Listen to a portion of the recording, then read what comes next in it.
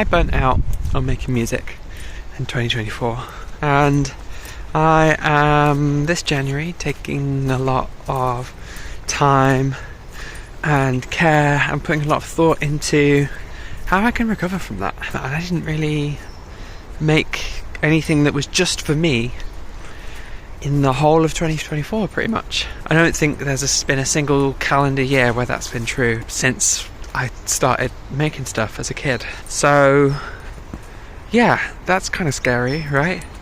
And that's a weird kind of challenge, a weird place to find myself in. But I've got a few good ideas, and I'm going to bring you along with me to try and help rediscover some of that joy of making stuff for the sake of making it. I burnt out on making music in 2024. I didn't make time for it. I didn't have the motivation for it. I didn't have the energy for it. I was busy doing other stuff.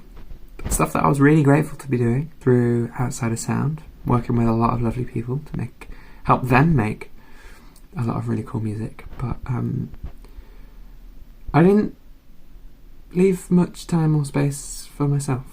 But in this video I want to talk about how I am addressing that, what I'm going to do differently, and hopefully just share where I'm at. This is a really different type of video for me.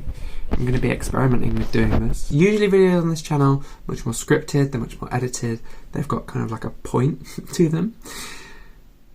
Right now I'm kind of just interested in seeing what happens, and this video is kind of a microcosm of my entire creative attitude for 2025, which is to just experiment and try stuff out and see what happens and hope that something cool comes out. Document the process, and I've got a few different projects that I want to work on, and I'll be bringing you along with all of them in the hope that we can share that inspiration with each other and find ways of making our creative practice more sustainable and nourishing. Because that's what I need. I need nourishment from my creativity and from my music. And I deserve that. And you deserve that too. And so I'm hoping that by sharing some of this stuff, we can figure out how to find that and create that for ourselves together. The first thing that I'm doing to try to combat my burnout, my creative burnout that I've experienced, is that I have had a big clear out of my desk and my office. I've got a new desk in. It's nice to feel like I have a space that I want to be in more. I found it already so creatively inspiring. I've got so much more energy, which is great. I've organised all of this stuff, and I've varied the lead on this. The piece de resistance is that this sucker has a motor I can stand, which is absolutely amazing, and I feel so much more energized and I can focus. I don't know if it's like my ADHD brain or something, but like standing up, having my body feel engaged in the process. Like, this is something that I talk about a lot with my coaching and tuition clients that I work with, particularly those who are making dance. You can tell I'm so much more energized just from standing up, right? Like, my energy has shifted. That is magic. But yeah, it's something I talk about a lot with clients that I work with who are making dance music, is that like whatever you can do to kind of like engage your body while you are producing music, whether that's standing up and moving around while you produce stuff, or having a MIDI controller that you can kind of like play stuff in and tweak knobs and all that kind of stuff. Engaging the body and creating movement, it helps you figure out the rhythms of your tracks. The best way to figuring out if your track is going to be danceable and is going to have groove is to try and dance and groove to it, right? So it's going to help you hone in on those rhythms. It's going to increase your energy and your excitement and your engagement with that. And yeah, it's just something that I find so exciting and inspiring, and I feel so lucky to have this standing setup now. Got this lovely print on my wall by my friend Holly Page. This is a sick print of some medieval knights hanging out.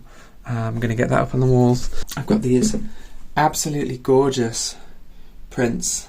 I'm going to get new frames for these because I don't think these cheap frames do it justice. And there's two of these. There's this one and this one. They're going to go on this wall here next to where I work. I just find them so amazing and stark and beautiful, and that's exactly the kind of like inspiration that I need, of something that's really simple but effective and kind of abstract and just lovely. It's like how I'm trying to be in my music making, right? So putting some time and love and care into my space and where I work and how I exist in that space, it's been like a really amazing exercise so far in like self-love and thinking like, hey, no, you know what? I deserve to have a space that I enjoy being in. It's been a real fresh breath of fresh air. I don't know why I had such trouble saying that, to be able to do this. And that's the first thing that I've done to tackle this creative block, which leads me into the second thing. So here I am in beautiful Derbyshire. We are, where is she? There. Walking the dog. And this is part of my daily routine. Every single day, come rain, come shine, come frosty, sunny, wintry morning or afternoon, as the case may be, I walk the dog. And every single day is my responsibility. There are so many wonderful benefits to that. It's good for my mental health, it's good for my physical health, being active, getting out and about. It brings this one a lot of joy. Where is she? That way. And that makes me happy because I care about her and I love her very much. It's this positive habit that at a certain point I had to cultivate and I had to get used to, and sometimes there are days where I just really don't want to go out, and quite often those are the days where I'm the most glad that I did. And I guess what I'm trying to say is that like I want to create those types of habits for my music and for my creativity. You know, if I can be in the habit of taking 45 minutes every lunchtime to walk the dog and, you know, experience all the benefits of that, then there's no reason why I can't also do the same for my music and my creativity. So that's what I'm going to try to do. And also, while we're here, we've got lots of crinkly, crunchy ice. This stuff just sounds amazing. It's really thick sheets. Pepper knows what I'm going to do next, so she's getting excited because it makes a really good noise. We love it. We love to crunch around in the ice. It's so satisfying and it makes such a good sound.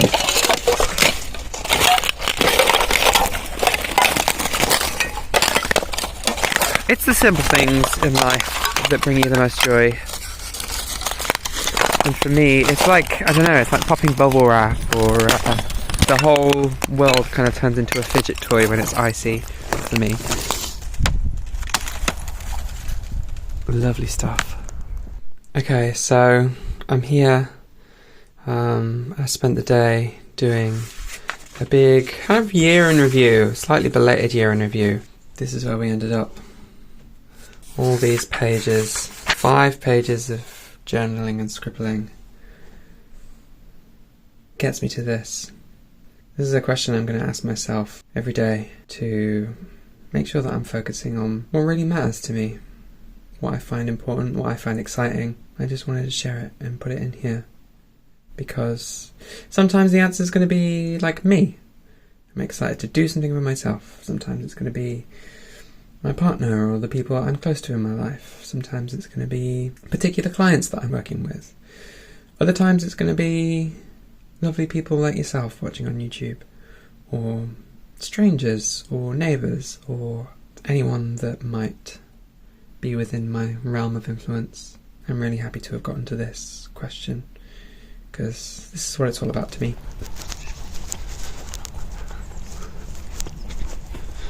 The next thing I'm doing is trying to do stuff creatively that I've never really done before.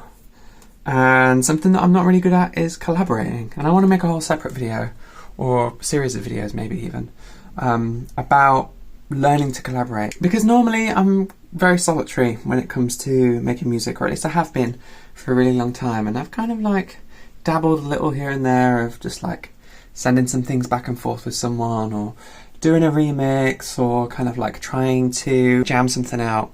But I've never really figured out a workflow, or like built up my level of comfort with the vulnerability that you have to have when you collaborate with someone. And so I'm starting a band, I think. I think I have started a band already with my lovely friend Coral, who makes beautiful music as The Silver Field. I'll leave a link to her music in the description. But I lean very digital, computer based, and she leans very analog and kind of synth based and all that kind of stuff. And we both wanted to make some music that's just kind of like fun. With that in mind, she sent me a load of stuff that she had lying around, and I'm going to listen to it now. But yeah, I'm digging this kind of like down-tempo, spooky, synthy beats stuff.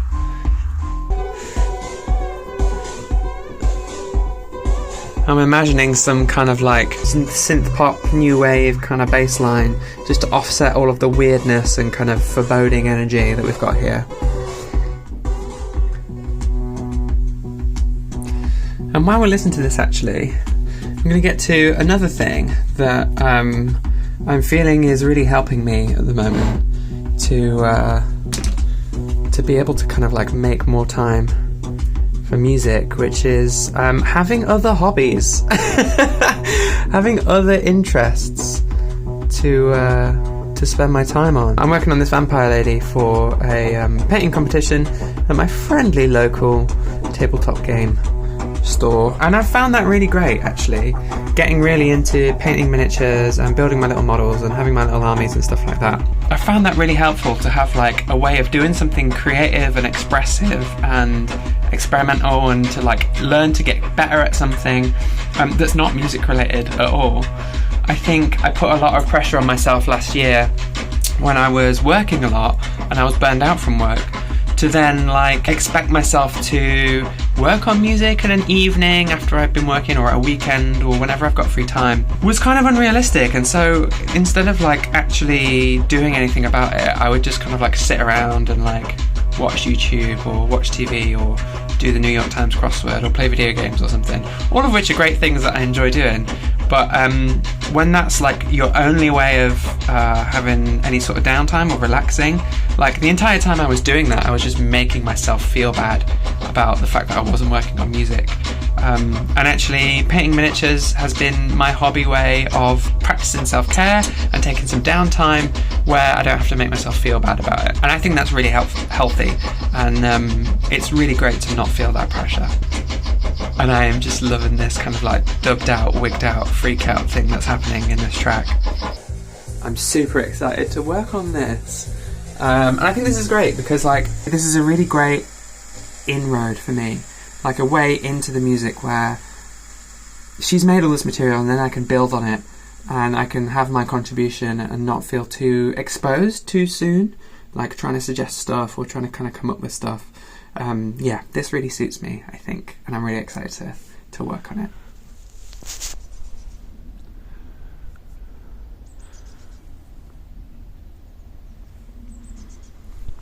So that brings me to kind of the biggest experiment that I'm taking on, which is to try and form a habit. As you can see, I am once again out here walking the dog. This is a habit that I've made, and I'm going to try to make the habit of every single day doing something musical or music related or creative in some way. It could be going through new music for DJ sets, or working on my own tracks, or designing some sounds, working on Macs projects, Macs for live devices. I'm going to try to do one thing every single day, and I'm not making any sort of time commitment or value judgment on how much or how little work that's actually going to involve. I'm just going to do something, and yeah, we'll see how it goes. I'll be updating you, and I'm also going to be sharing something every day, or trying to share something every day over on Instagram. So go follow me. There's a link down there to my Instagram page for Outside of Sound, where I'm going to share either an insight from my own work that I'm doing, a little update on my own projects, or something that comes up in one of my coaching or tuition sessions. We have a lot of really great conversations. I often say in classes that I teach to always ask a question if you've got one. Don't be shy, because if you've got a question or you're running into a problem, then chances are somebody else in the room is going to have that same question, is going to have that same problem. And so by speaking up and asking the question that you want to ask, you're not just helping yourself, you're helping everyone else too. And that's how we help each other to get better.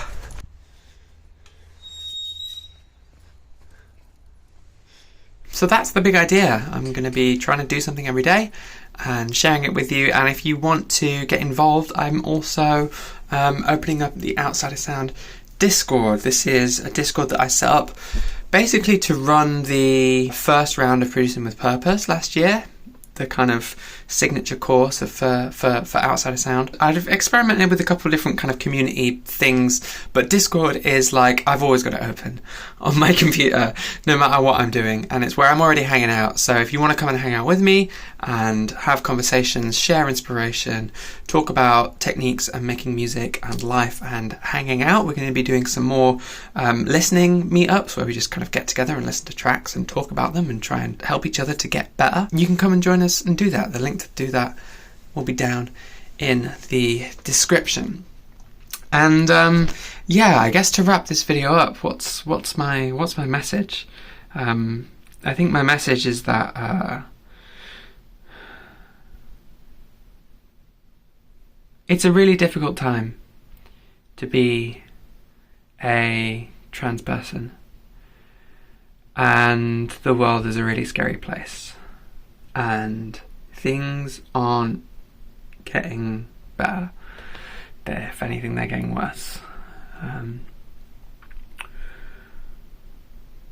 it often kind of feels a bit futile to retreat to music and art and making stuff, or it can feel that way to me.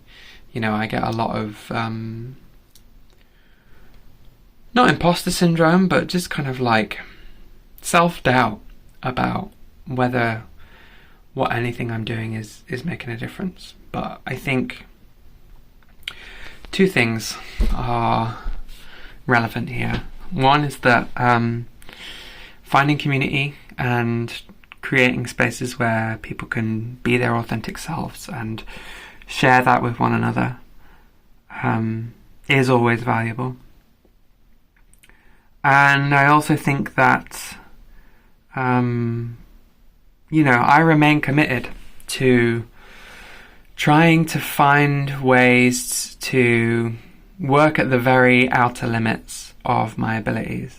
I always want to be pushing myself to get better, to be making stuff, to make music that is straining at the limits of my technical abilities, my creative abilities, my imagination.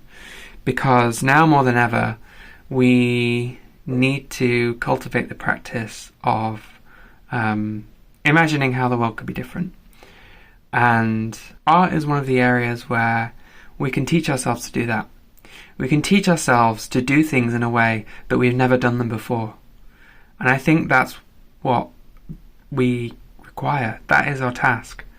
That is how we make the world a better place, is by doing things in a way that we've never done them before, because the way that we've been doing them so far isn't working and is resulting in a lot of problems. And imagining different worlds, imagining new ways of doing things, even if that just begins with your own personal expression, my only hope is that that can teach you the skill of making the world differently. The world is something we create, and we can create it differently, so long as we have the courage and the confidence and the community that will allow us to do so. I think that's where I'm at right now. So, take care out there. Love, solidarity to you all. Stay safe. And if you want to come hang out and share music and figure out how to do things differently together, come hang out with me in Discord. And yeah, stay tuned.